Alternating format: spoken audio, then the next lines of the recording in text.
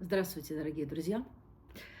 Привет, с вами Ева, Ева Рейки, и это экстренное включение. Внезапно я поняла, что просто необходимо записать это видео. Я нахожусь сейчас в Баку, в Азербайджане. Ну, в общем, вы, наверное, сейчас из этого видео поймете, что к чему. В общем, экстренное включение, потому что я сегодня открыла ленту, и практически там сколько связанных событий с air crash, то есть с падениями самолетов, с какими-то катастрофами. И я хочу записать коротенькое сейчас видео, буквально на 5-10 минут, надеюсь, уложимся, о том, что происходит. Вообще, почему это происходит, какие причины, с чем это вообще связано? Потому что первый вопрос, конечно, возникает, почему это происходит? Причины, конечно же, есть, как всегда, и мы их с вами сейчас разберем. И я посмотрела, есть две главные причины, почему это происходит. Вот, и я хочу в этом видео, естественно, поскольку я нахожусь в Баку, хочу, во-первых, выразить соболезнования всем людям близким, которые потеряли своих близких людей, вот, в связи с этими катастрофами и трагедиями. Желаю вам, чтобы ваши сердечные раны и все ваши переживания максимально благоприятно и быстро заросли, эти шрамы в вашей душе. Вот, а я сейчас хочу поговорить, почему же все-таки произошло. Я обязательно в конце прокомментирую еще ситуацию с Азал, с самолетом, который сбит был Россией, да, с азербайджанскими авиалиниями, там чудом спаслись люди. Ну, в общем, об этом во второй части видео хочу обязательно об этом поговорить. Вы знаете, в общем, я сейчас нахожусь в Баку, вы видите этот замечательный, прекрасный вид, и я в путешествии, я праздновать приехала сюда Новый год, но я когда открыла ленту, увидела ситуацию с этими самолетами, я поняла, что нужно просто экстренно записать это видео, и я хочу с вами поделиться. Значит, первая причина, почему же происходят такие air crash, почему происходят сейчас эти крушения именно с самолетами, там часто прям в ленте попадается, очень много происходит. Я начала сканировать эту ситуацию, с чем же это связано? И вы знаете, первая причина всегда, когда значит, начинают происходить на Земле какое-то количество катастроф или вообще ситуаций, это означает, что на Земле начинают повышаться интенсивнее вибрации, а человечество с ними не справляется. То есть, скажем так, у нас есть определенные, это знаете, как вот, грубо говоря, как есть какой-то потолок, то есть у нас жмут какие-то стереотипы, какие-то блоки, негатив внутри, все, что у нас там есть, да, а энергия нас заставляет повышать свои вибрации, освобождаться от старого, освобождать свое сердце, свою душу от всего накопленного, от всей накопленной черноты. Мы сейчас не будем углубляться, что это означает, что, ну, я думаю, все прекрасно это понимают, если нужно, запишу на это отдельное видео. Но, в общем, когда нам нужно повышать вибрации, мы должны увеличивать наше количество света, замещать все темное внутри нас светом, в наших мыслях, чувствах и так далее, но мы этого не делаем, начинает накапливаться негатив, и этот негатив куда-то должен выплескиваться. Понимаете, поэтому так и началась и война в Украине, так и началась пандемия. То есть, когда у человечества начинает накапливаться на какой-то территории или, в принципе, у всей планеты начинает накапливаться, знаете, как вулкан извергается, то есть энергия накапливается, и ей нужен выход. Так вот, накопление негативной энергии всегда несет вот такие вот ситуации. Вот поэтому первое, я посмотрела причину, да, полю этой ситуации вообще с этими самолетами, что же происходит. Мы, люди, накопили не слишком большое количество негативной энергии, которая должна высвободиться. Таким образом высвобождается негативная энергия. Она бы могла высвобождаться у нас у всех экологичным способом, если вы все проводили ежедневно с собой духовную работу, понимаете, но у нас пока петух не клюнет, да, мужик не перекрестится. Поэтому, поскольку у нас в культуре, у нас раньше хотя бы как-то все-таки были какие-то причастия, что-то как-то люди молились, но сейчас это все меньше и меньше, но людей, которые совершают по-своему какую-то духовную работу, проработку, то есть работают со своей душой, с собой, разговор с Богом имеют каждый день, со Вселенной, таких людей, вот я даже смотрела, сколько сейчас на планете таких людей, а таких людей на планете 3-4, иногда в некоторых точках 5-6%, представляете, это какой маленький процент. Поэтому, когда накапливается негатив, к сожалению, начинаются случаться вот такие вот трагедии. Поэтому первая причина, почему происходит такая ситуация с самолетами. Вот. Вторая причина, это с тем, что вот я посмотрела, что там, видите, разные у всех. Где-то там что-то технические неполадки, где-то какие-то птицы, или они сами не знают что. Наверняка там черные ящики, что там это все раскроется, будет ясно, да. Но даже штука-то в том, что когда начинает повышаться на планете Земля вибрации, энергетика поля усиливается, то опять же начинают происходить вот эти сбои системы. Я уже это замечала много раз. То есть причины могут быть разные, но вот этот сбой появляется. Поэтому, опять же, это опять же, видите, все к тому же возвращается. Если вы, люди, успевали повышать вибрации своих полей, а мы в сумме увеличивали поле бы Земли, повышая вибрации, соответствовали, то есть, понимаете, как это происходит? Поле Земли повышается, оно до такого уровня, да, а вибрации у людей, у материального мира, у всего устройства, оно, допустим, вот такое. И начинает идти такой, знаете, вот этот диссонанс, дисгармония. То есть если бы мы успевали постоянно за меняющимся вибрацией, если вы что-то слышали о Шумане, вообще, вообще что происходит, как повышается сейчас частота вибраций просто удивительным образом, да, потому что она такими скачками бывает, когда бывают скачки на Солнце, когда меняются какие-то планетарные, да, все эти истории. Поэтому такие ситуации происходят. Поэтому что мы можем сделать? Мы можем только сделать одно, сами повышать свои вибрации, то есть работать со своими старыми программами,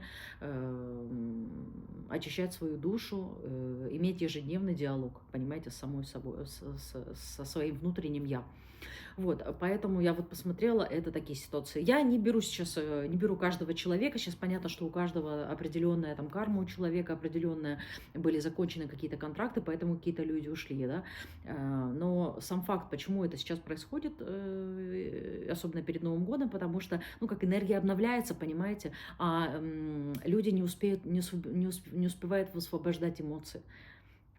Вот. Это точно так же, знаете, как происходит между людьми, когда люди накапливают в парах, в отношениях. Вы замечали, за собой последите, когда вы накапливаете что-то, вы не сбрасываете, не прорабатываете ситуацию, потом случается ссора, скандал, какая-то вспышка. Вот это, в принципе, похожий принцип, как это срабатывает. Да? То есть негативная энергия, она должна просит как-то высвободиться, да? То есть разрядка должна случиться. Вот такие вот две причины я хотела сегодня это просмотреть и с вами поделиться. Вот. И вы знаете, еще, конечно, хотела сказать по поводу Азал, по поводу конкретно этой трагедии, потому что я нахожусь в Баку, и я всегда готовлю к своей поездке за месяц обычно, недели 3-4 это минимум, поэтому я к тому месту, куда я еду, я уже подключаюсь энергетически, то есть я смотрю, в каком месте мне остановиться, то есть я просматриваю все это, да, я смотрю резонанс, чтобы это место, где я остановилась, мне подходило, чтобы все планы простраиваю, то есть это, грубо говоря, я прорабатываю свое будущее, то есть я таким образом простраиваю траекторию своего движения, да. Вот, поэтому со мной там не случаются какие-то случайности, внезапности, потому что, опять же, я готовлюсь, это прорабатываю, то есть я уже синхронизируюсь с пространством и с теми обстоятельствами, которыми возникают. Вот, это может делать каждый человек, прорабатывая ситуацию. То есть какие-то сложные встречи, путешествия, я всегда это делаю, уже делаю это много лет, там больше 15 лет я этим занимаюсь. Вот, и если вы хотите, напишите в комментариях, я вам чуть-чуть больше об этом расскажу. Вот, значит, что получилось? Что я должна была лететь в Баку. И 3 дня назад уже, получается, произошла эта катастрофа, трагедия с самолетом в Баку. И вы знаете, когда я услышала это в новостях, прочитала, у меня так сердце забилось, потому что когда я покупала билеты в Баку, и мы с мужем там обсуждали даты и вообще эту поездку, он так говорит: да, тебе там так понравится, там так классно. Вот, обязательно нужно поехать, а у меня было сопротивление, я прям до последнего не хотела долететь, и в общем, я тогда еще не знала, почему, но я потом уже села, проработала и поняла, что для меня это безопасно будет, то есть, или там для меня это хорошо будет, да, то есть тогда о безопасности речь не шла, ну, как бы, что для меня это будет хорошо. И, в общем, мы все-таки купили билеты, вот, на 29 число. Вот, и получается, накануне, да, за несколько дней случилась эта трагедия. То есть я чувствовала, что что-то там в Баку с этим самолетом, мне не хотелось лететь из Измира, именно этими авиалиниями. То есть у меня было жуткое сопротивление, да, я думаю, что даже муж напишет в комментариях, может быть, что-то по этому поводу, потому что он помнит, как я всеми лапками сопротивлялась и говорила: не хочу. Но, в общем, в итоге все-таки я потом это все проработала, просмотрела, поняла, что окей, мы купили билеты, все сложилось, выбрана была дата. Вот, и когда случилась эта трагедия, у меня, конечно, забилось это сердце, потому что я вспомнила вот этот резонанс, который у меня был, да, я прям, ну, такой страх, тревога у меня поднималась на тему Баку. Вот, и, конечно, когда услышала эти новости, все говорили о трагедии, о соболезновании, у меня в душе, вы знаете, такая радость появилась за это чудо, что люди выжили, и я понимаю, что такое чудо произошло. У этого были тоже определенные причины. Во-первых, я посмотрела, что те люди, которые остались живы, на самом деле у них в сердце такая любовь, такая потребность к своим близким, такая связь сильная, что они просто не могли уйти. Вот. И я даже смотрю, что вот они как будто бы к своим близким больше привязаны. И знаете, иногда вот в отношениях мы больше отдаем, а нам меньше, да, то есть а мы ничего не получаем. Вот там такие отношения, такая ситуация, может быть, это произошло, я смотрю, ну, не у всех, я, понятное дело, не знаю, там, каждого человека. Но я смотрю, такой самый яркий мне приходит, что, значит, люди, те, которые выжили, они были очень любили и привязаны к своей семье. А близкие, наверное, их, может быть, не ценили, не любили до конца, так как они не получали, в общем, понимаете, да? Вот, то есть, надеюсь, близкие оценят, что эти люди выжили и, скажем так, будут отдавать своим близким необходимую любовь, которую они заслуживают. Вот, скажем так, пока, как говорится, да, то есть мы не ценим, пока я сегодня устала, простите, целый день гулял, очень холодно, 3 градуса для меня очень холодно, в общем, я нагулялась 20 тысяч шагов, вот, и в общем, пока мы что-то не потеряем, не начинаем ценить. Так вот, эта ситуация именно об этом. Вот. И я смотрю, что вот эти люди, именно почему именно эти люди выжили, они были очень сильно привязаны к своим близким. То есть у них были еще, не скажем, незавершенные контракты. Те люди, которые ушли, у них, я же говорила в прошлом видео, рассказывала, что сейчас заканчиваются контракты. То есть люди, которые совсем уже не готовы меняться, не готовы повышать вибрации, часто они сейчас будут уходить. Вы об этом знаете, разными ситуациями. Поскольку это произошло именно трагическим способом, то есть ну, видимо, душе нужно было пройти, некоторым душам, я смотрю, уже пройти именно такой жесткий опыт для того, чтобы начать ценить жизнь, на то, чтобы начать любить жизнь и так далее. Ну, у этого много разных ситуаций, то есть духовных причин очень много, поэтому я знаю только одно, что когда люди уходят, для них это самый лучший вариант. То есть это значит, что они уже на планете Земля сделали все, что могли, контракт закончен, или они исчерпали себя, и они уже в тех обстоятельствах, в том теле, с теми мыслями, они уже не могут измениться, они не могут сделать что-то лучшее для себя, для этого мира, да, вот, а поэтому идут сейчас на перевоплощение, поэтому сейчас я вам говорила, что кто-то заболевает, особенно там пожилое поколение, да, то есть вот, если это молодые люди, то я просто смотрю, что они, как бы, знаете, вот в своей жизни выполнили какие-то задачи, потому что я знаю, что там молодые люди тоже погибли, да, то есть они выполнили какие-то свои задачи, то есть они были такими лучиками света в этой жизни, да, но опять же, что-то их как-то не ценили, и они, наверное, пойдут на второй круг перевоплощения, и у них уже будет гораздо интереснее задачи, то есть у них будет гораздо легче судьба. Вот, ну, в общем, такие ситуации, я еще раз хочу выразить соболезнования всем близким. Я знаю, что такое терять близких и какие это оставляет раны на сердце, независимо от того, насколько у вас были хорошие или плохие отношения, это все равно шрамы на душе, которые нужно пережить. И я искренне желаю вам максимально благоприятно все это пережить, и пусть на небесах все эти души найдут покой и гармонию для себя. Вот, и вы знаете, я всю жизнь просто оказывалась вот так вот, знаете, как сейчас вот эти Азал, да, понятно, что я летела из другого направления, но все равно у меня была тревога за Азал, за азербайджанские авиалинии. Но я, вы знаете, всю жизнь оказываюсь, буквально вот разминаюсь с этими терактами. Это было в Ницце, когда, помните, сбила там толпу. Потом аэропорт Ататюрка, я прошла 10 минут, я прошла паспорт-контроль, через 10 минут там этот взрыв, да, потом Москва, парк культуры, Лубянка, то есть я работала на паркультуре, у меня там просто отнялись ноги, руки, там вообще была просто ситуация, не знаю, может быть, какое-то отдельное видео даже это заслуживает, как синхронистично сработало, как меня ангелы вели, и как я, в общем, я оказывалась всегда буквально вот на грани.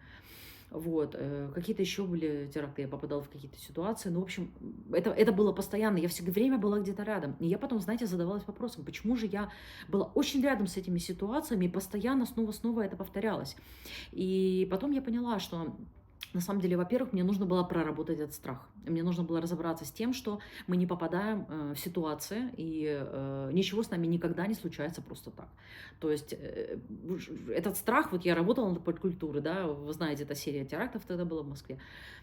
И все заходили в метро, и люди смотрели с ужасом друг на друга. И мне нужно было тоже с этим сталкиваться. Это была совсем молодая девчонка, мне так было чуть больше там, 20. Вот, и, конечно, это вызывало панику. Вот, и я тогда только, мои способности только начали тогда проявляться в полную силу. И, в общем, я разобралась, что на самом деле, вы понимаете, ну, от судьбы не убежишь, как говорится. Поэтому, когда я это проработала и поняла, все страхи просто ушли. Я понимала, что в нужное время, в нужном месте у каждого есть свои контракты. Душа никогда не бывает никаких ошибок, понимаете? Это всегда все причинно-следственные связи. У всего есть свое время. Поэтому мы всегда оказываемся в нужное время, в нужном месте. У нас есть ангелы-хранители. Мы все, как говорится, под Богом ходим, поэтому это все, ну, как бы... И я, в общем, этот страх абсолютно потом ушел. И потом, когда я постоянно где-то оказывалась в этих терактах, я понимала, что просто я как человек света, человек, который несет. Во-первых, я же мастер рейки, поэтому меня помещают в те ситуации, чтобы даже я своим присутствием могла исцелить.